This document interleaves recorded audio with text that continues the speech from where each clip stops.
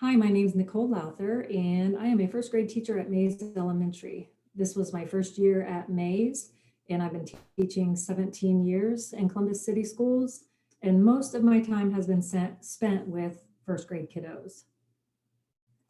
My overview is during the time August until February, when we've been doing Zoom, I would present a word problem of the day. And I noticed and noted that my first grade students were getting confused with what an equation was.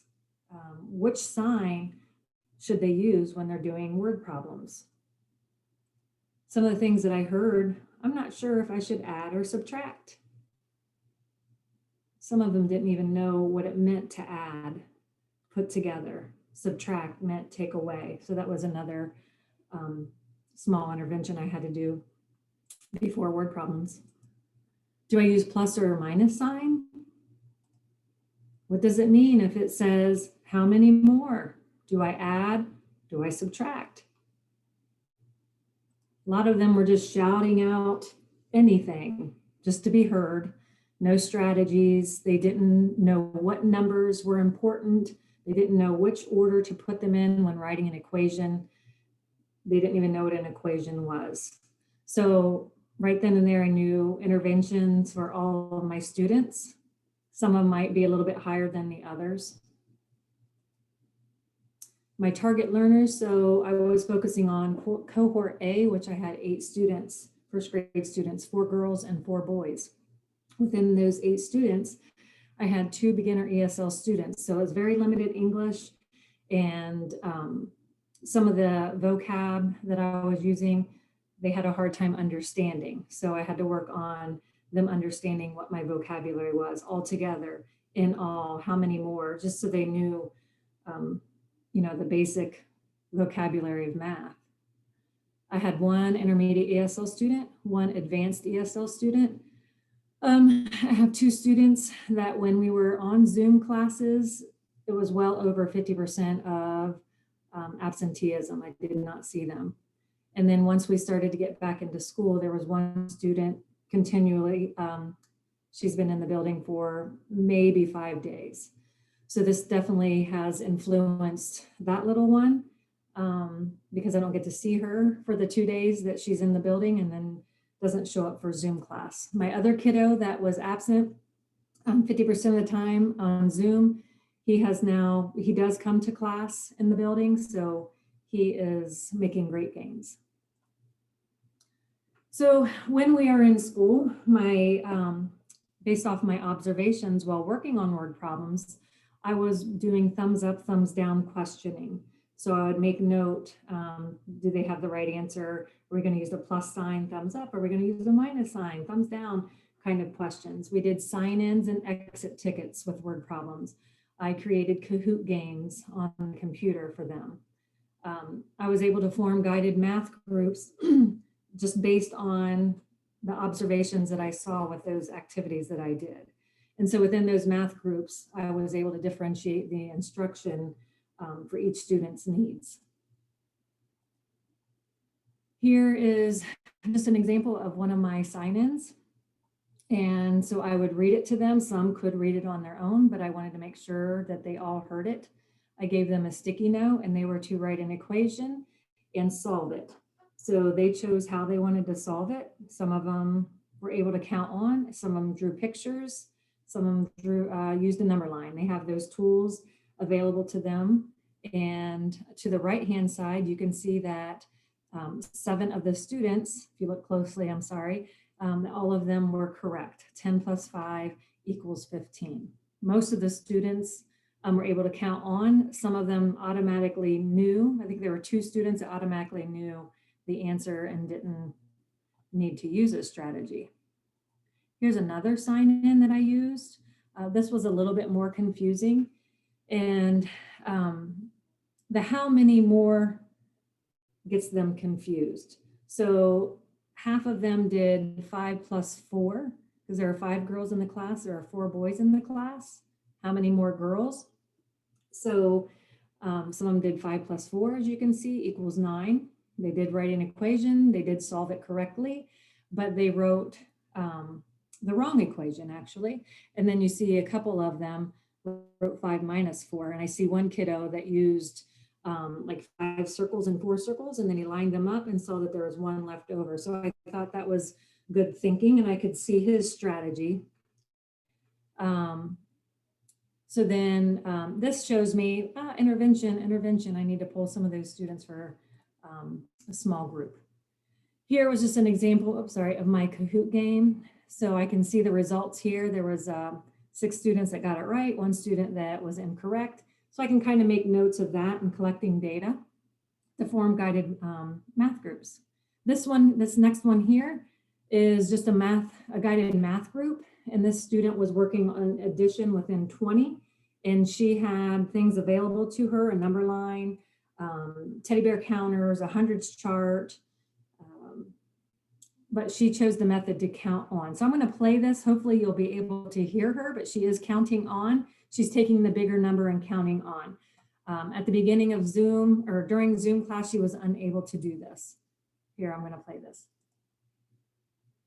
8, 9, 10, 11, 12. So there she was. She wrote her equation on the piece of paper, and then she took the biggest number and counted on, and was successful at that. Here's another guided math group that I have, and this student chose to draw a picture, and he wrote the equation the correct way too. But he was in a different group than my little girl previously. Here's my learning target. It was to use addition and subtraction within 20 to solve word problems. In my class, we don't do the I can statements, but we do the I am learning, because we're continually to learn and grow. So in my classroom, it's I am learning to add and subtract within 20 by using 1 or more strategies to show my understanding. So they get to pick their strategy they want, and I'm building on them showing me more than 1 strategy. The data that I did collect, it was observational data on Zoom from August till February when we ended Zoom and started hybrid. So I had 2 students again that didn't show up for Zoom most of the time, no understanding when they were present. So I noted that. There are 5 students that showed little understanding on writing equations, selecting the correct sign consistently, and identifying keywords within the word problem to help determine if it is an addition or subtraction problem. And 1 student showed understanding when using numbers 1 through 10, but struggled with missing add-in word problems. My second source of data was my sign-ins. So once we started going back to school, February to currently, I saw addition word problems, the writing equations and solving them correctly 86% of the time. And I mean, 86% of the time or higher, 100%, there were no issues. The 1 or 2 times that there were issues, it was just miscounting, but they understood what, how to write the equation, that it meant more. You're putting them all together. It was just, they skipped a number when counting on or using a number line. The subtraction word problems, the missing add-ins, that was the biggest red flag when I saw, when I collected the data from there. 1 student, some of the time, was able to solve the word problems. So this one, my higher student, sometimes could get it and sometimes couldn't. So I would pull that student separately and do an intervention with missing add-ins with him. And so my data source, I use this data by forming math groups, and the math groups are mostly focusing on subtraction word problems. It seemed like the addition word problems were really, really easy for my students. They caught on quickly.